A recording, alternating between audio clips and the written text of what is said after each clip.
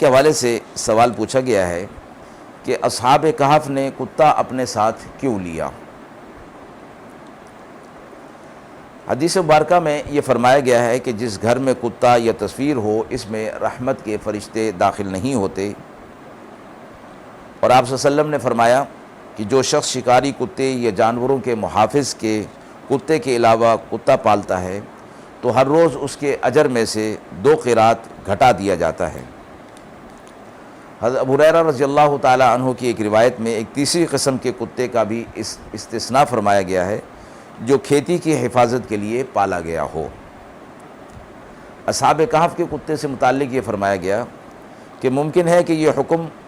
کتا پالنے کی ممانعت کا جو حکم ہے وہ شریعت محمدیہ میں دیا گیا ہو، اور جس شریعت پر یعنی دین مسیح علیہ الصلوۃ والسلام پر وہ تھے اصحاب کہف والے، اس شریعت کے اندر یہ ممنوع نہ ہو۔ اور دوسرا یہ بھی ہو سکتا ہے کہ یہ لوگ صاحب جداد اور صاحب مویشی ہوں، ان کی حفاظت کے لیے انہوں نے یہ کتا پالا ہو، اور جیسا کہ کتے کی وفا شاری کی عادت ہے کہ وہ ساتھ ہو لیتا ہے، تو جب یہ شہر سے باہر نکلے تو اس صورت میں وہ بھی ان کے ساتھ ہو لیا۔ یہ ساری ممکنات میں سے ہے،